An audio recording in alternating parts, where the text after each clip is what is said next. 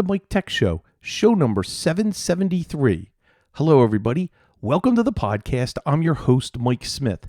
Thank you very much for downloading and subscribing to the show. Please visit the main website at miketechshow.com. You can email me questions and suggestions for show topics at miketechshow@gmail.com. You can leave me a voicemail message on Skype. The name is Mike Tech Show, all one word. Follow me on Twitter, twitter.com/Mike Tech Show, and also facebook.com/Mike Tech Show.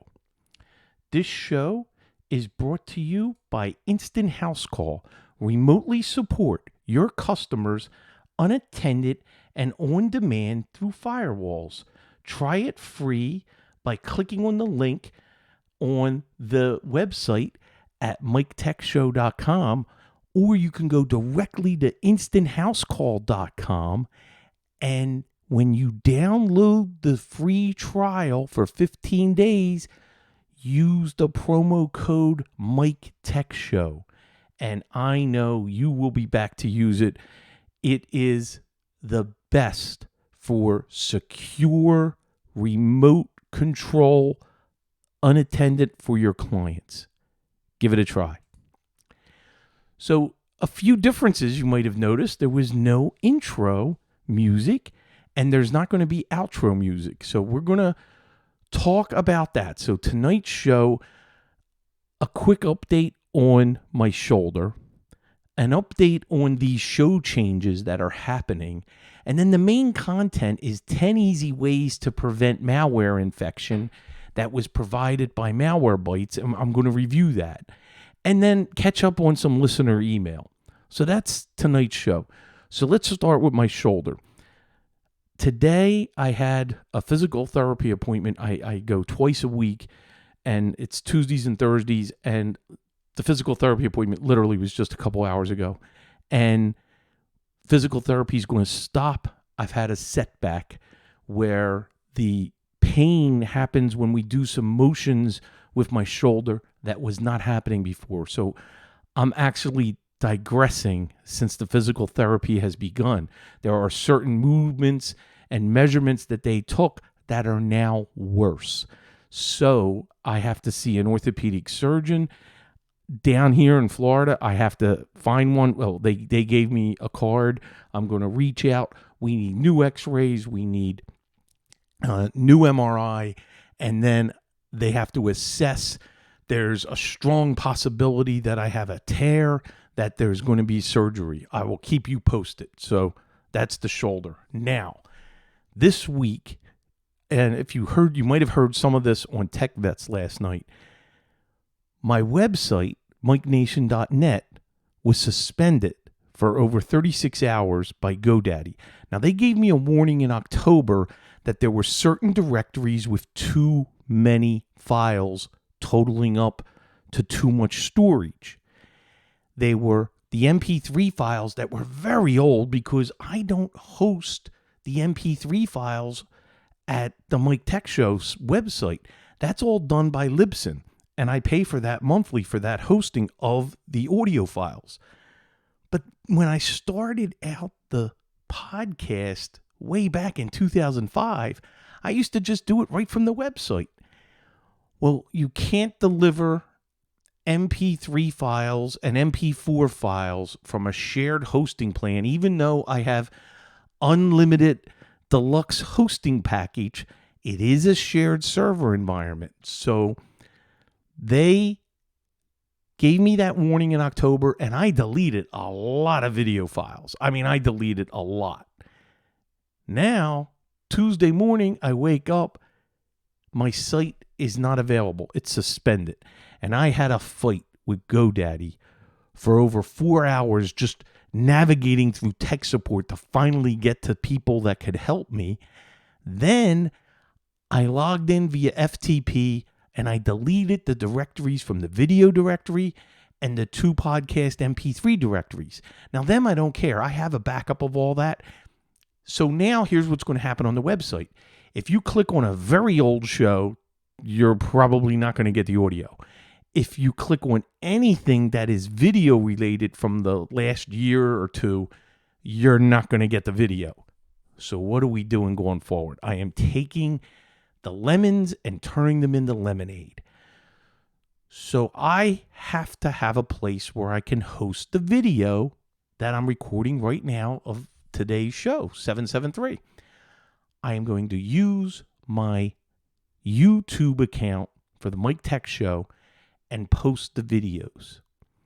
Since I have no other place to really do that, but because of the content, I tried this a few years ago and they would not allow my files because of my intro and outro, Rob Coslow, the music I use, even though I have his specific permission to use his song as part of the intro and outro. He actually took it as an honor and was proud of that and was happy that I was using it. When I asked him, he was just thrilled to death that I used it for the intro and outro.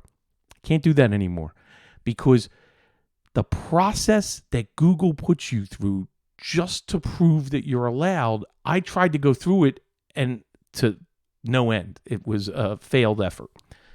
So that brings us to the first show that's going to appear on YouTube, and I will also upload it to Twitch. There's just not going to be any music anymore.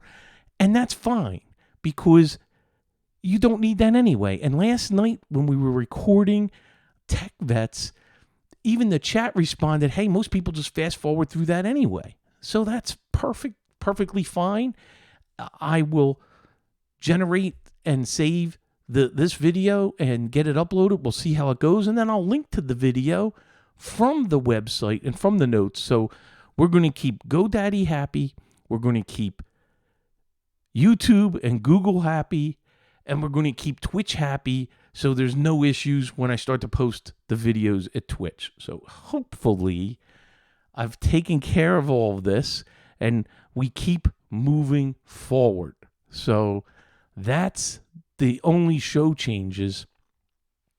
And now let's get to the tech.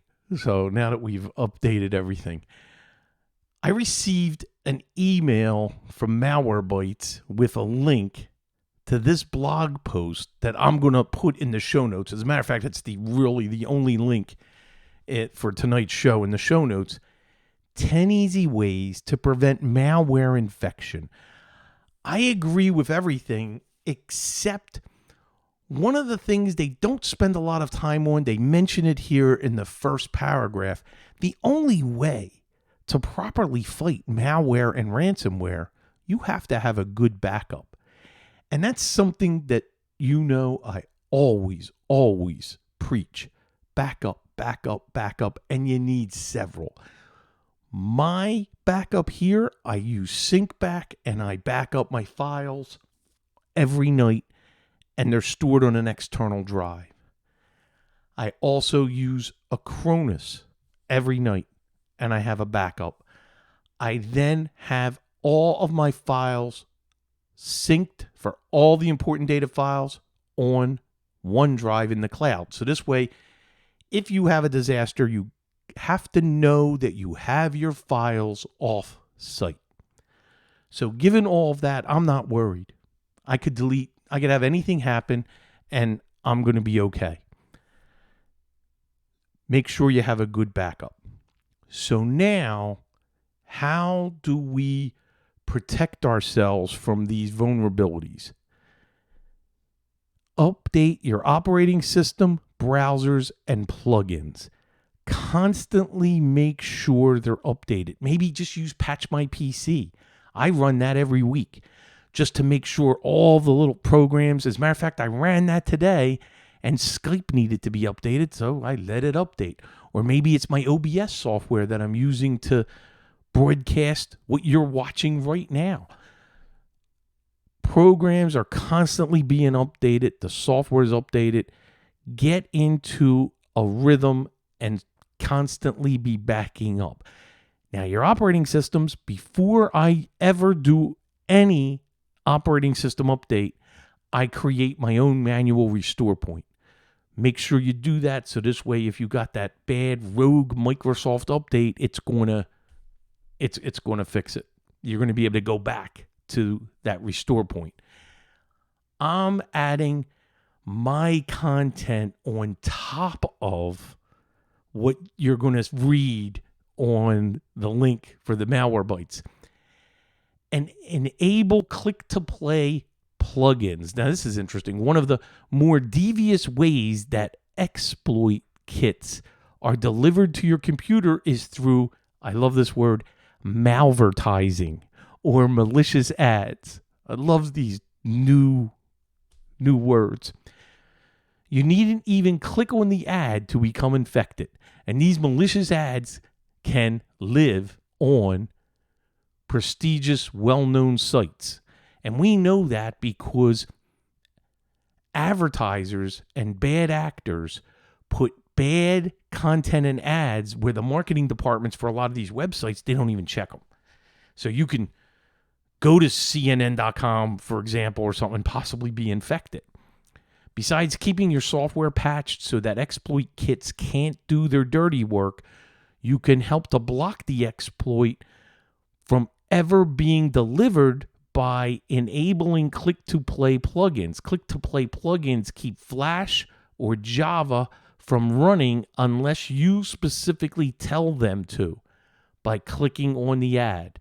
The bulk of malvertising relies on exploiting these plugins. So enabling this feature in your browser settings will keep the exploit kits at bay. So very interesting.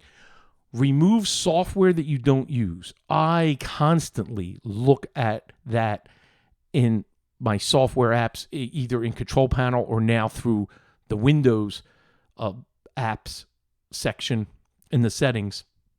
Definitely keep an eye on that. And if you're not using a program, get rid of it. So, next, they have a section, watch out for social engineering. That's the hardest thing to teach people, which is what we preach, my son and I, when we're talking to clients. Don't answer the phone. Don't believe anybody that asks you to do something. So many people, that's how they get in. It's social engineering. They're calling up saying, we're from Microsoft. We've seen that you have been infected. And then they walk them through, maybe it's Event Viewer. Look at all these problems. You know, it's very easy to scam someone anymore. So we have to communicate that. I know everybody listening to this show won't fall prey for that, but we need to communicate that to everybody. Email phishing has become really big. So that's next in the list here. It's very hard. You see that email and you just hey, if I wasn't expecting it, I delete it. And if the email's asking me to do something, don't do it. If anybody asks you to do something, if you read anything, if the website talks to you, anything that anybody asks you to do, don't do it. That's my little twist on this. So read emails with an eagle eye. I like that. Number 5, do not call fake tech support numbers. This is another important problem. If you Google the tech support number for a company, Google does not, they're not as quick to remove those bogus links that are scamming you or phishing for you to call that number. They're not fast enough. One time I just typed Dell tech support, and I kid you not, the first 5 were not Dell. You have to train everybody to go to the website, not search for the website, but actually go to Dell.com, to AOL.com. Yes, that's a big one. I still have clients that refuse to give up AOL email. And it's so easy to be pranked. And actually prank isn't a strong enough word, but for that phishing scam, and then social engineering takes over, and then they got control of their machine. So number 6, as part of what I was saying, do not believe the cold callers. Practice safe browsing. This is where the privacy show comes into play. This is where use better browsers. Use Brave. Use ad blockers. Just be careful when you're browsing. And I like their terminology. There's such a thing as good internet hygiene. These are the things you should be doing to protect against external and internal threats. And there's a nice list. Use strong passwords and password managers. I use RoboForm and love it, love it, love it. And it's managing all my passwords, and that's the way to do it. Make sure you're on a secure connection. So especially if you're doing anything with where you're purchasing or you're doing anything with any kind of a financial transaction, you make sure you have that lock and that it's a secure connection. As a matter of fact, MikeNation.net, finally, I have an SSL certificate, and we're finally using that. I now have to do that for Tech Vets, and I already have it for MHSConsulting.net. I don't have it for MHS.me, and that's next on my list. Log out of websites after you're done. Yes, don't stay connected, because you might not be auto-logged off. And then if there's anything that ever does take over your system, you're done. They can get to it, especially any kind of healthcare websites. Log off. If you're paying some bills online, log off of that website. Very important. This one I believe in all the time. Layer your security. You should have firewall, anti-malware, anti-ransomware, and anti-exploit technology. Clearly, since this is from Malwarebytes, they are promoting their Malwarebytes product. I do use Malwarebytes Premium. I also use Windows 10 Windows Defender. I use the default firewall for Windows. If you're not using that, use one of the reputable or really good software firewalls. You always use a multi-layered approach to security. I do this for my clients. You start at the perimeter, have a strong firewall. It's an untangled device. And then you work your way inward to the desktop where you have layered security all the way through. Very important. And they go into this. That is number 10. So a nice little list of a reminder. Most of these things we've covered, and they're common sense. But make sure, I like this because you have a go-to list that you could even send a client, and maybe even, hey, this is a reason to get, resell a Malwarebytes Premium and be able to make a sale and educate your clients, or take this. I've taken not this, but I have my own list of 11 tips on cybersecurity and staying safe. And I've done a show on that. That PDF is out there, and I've shared that many, many times. I give that to clients. I use that as the basis for a presentation that I do. Make sure that you are armed. And if you don't have anything readily available, well, now you have this link for these 10 things to keep focused on to protect yourself. So hopefully that helps. Let's go to some email updates. And the first one we're going to go to is Doug, who is in the chat tonight. Hi, Mike. I just finished watching the posted edition of tonight's show. I was thrilled, and this was the last week's show, I believe. I was thrilled to know it was posted so fast, and that made my evening to watch it. That made my evening to watch it so soon. Gratitude number 2. I did not know about Refdesk, and that's just refdesk.com, and have added it to my Chrome auto launch, so I will be checking it out over time as it looks really useful.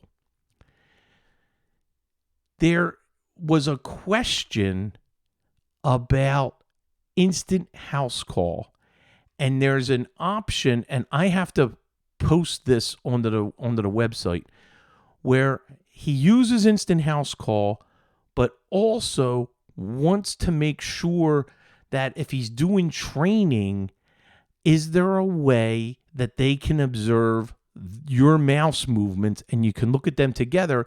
And there is a configuration on Instant House Call that you can click and that you can activate those mouse movements. So that I was really glad to be able to get back to Doug and tell him that. He recently posted a video of helping a YouTube client with transferring files from old computer to new computer using Fab's Auto Backup. I have also implemented Magnus Box with many of my clients. Doug, you are through and through a full-fledged Mike Tech Show supporter, and I really appreciate that. And he thanks me for my show and the contribution to the working technician community, and thank you so much. I really appreciate that. Thanks for your email. This is from Dexter. We're going back a few weeks, and he was great show with Corey on privacy. While helping a customer fill out the PCI compliance questionnaire, I came to the following conclusion. The only thing they think is compliant is any credit card machines and PCs running a credit card must be on their own private LAN, and the only traffic allowed to the LAN is to and from the site of the credit card company. Is this what you are seeing? Well, it's not so much what I'm seeing, it's what you need to do.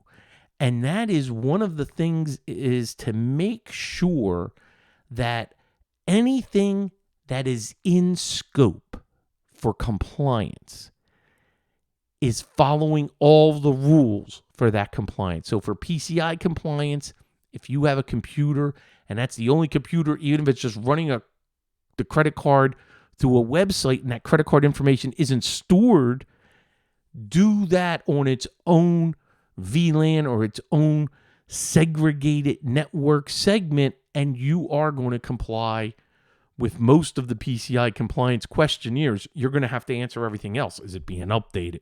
Do you update the security? There's many, many questions, and those questions for PCI compliance are based on the size of how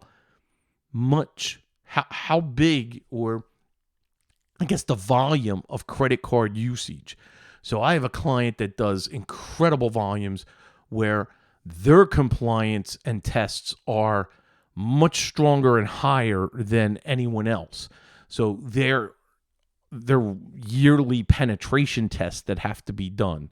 So it's a lot of work. Alaskan, he stopped supporting a client because PCI, it scares the crap out of him. So yes, if you're not into it and don't want to be into it at that level, yeah, back away. Turn it over to someone that can do it. But if you stick through it, you read through it, and you make sure that you're hitting everything, especially when it's those questions, you follow those questions and make sure you're answering them, and that they are doing what they say they're doing, and they're answering them honestly and correctly. And if you do answer it and it's a no, I'm not doing that, then you've identified a gap that you got to fix. And that's it. You have to do it. Final question, and this is again from Doug, and this is thanks for your show. Many weeks ago, so this is going way back, I'm finally catching up. You asked about a save as method in Microsoft Word. Life got busy and I fell behind on shows, but I am caught up now and did not hear the method I like in your subsequent shows, so here it is. Add save as to the Microsoft Word Quick Access toolbar. Click the drop-down arrow to the right of the Quick Access toolbar. Then pick More Commands. Then choose File tab in the Choose Commands From field. Scroll down to Save As and click on it. click the add button, and then OK. Now there is an icon on the quick access toolbar that provides direct access to the Save As dialog box. Doug, thank you for that. That is one answer. What I ran into also was when you're pulling files directly from OneDrive, it auto saves. Now I get that. You want to be able to auto save. My problem is I'm re-editing files where I open up, let's say, the last invoice for that client and I'm making changes. I don't want that auto saved. So I have permanently turned off autosave as I work live from OneDrive, because you don't, if autosave is on, you do not have save as listed. Now here's what I'm wondering. If autosave is off, can I still use this method for the quick access toolbar to add save as? And that's an interesting test. I don't know. I have to try that, but that is definitely something to try. Remember, the best way to support the Mike Tech Show or Tech Bets, Carrie Holzman, and myself, use our Amazon link. The Amazon link is located in the show notes, both at tech-vets.com and mikenation.net. You purchase your items, but before you do that, click on our link, then add them to your Amazon cart. Then when you check out, we will get a small percentage. Your price stays the same, but a small percentage comes back to help. And we so greatly appreciate your continued support. Instant House Call, go to instanthousecall.com, check it out. Kick the tires, take it out for a test drive. Fab's Auto Backup, hey, Doug used it. Everybody's been using it. Fab's Auto Backup 7 Pro, the best program you can use to transfer your settings and your files from one system to another. It's tremendous. It's inexpensive. Link is in the show notes. That's it for tonight's show. I want to thank you for downloading and staying subscribed. Check out next week. Hopefully tonight I'm on a little earlier because I got some work to do tonight. So I will get this posted up fairly quickly. Let's hope the video works out as I save it for the first time up to YouTube and to Twitch. Don't know how that's all going to work out. So hopefully it'll be fine. And I'll talk to everyone next week. Bye-bye.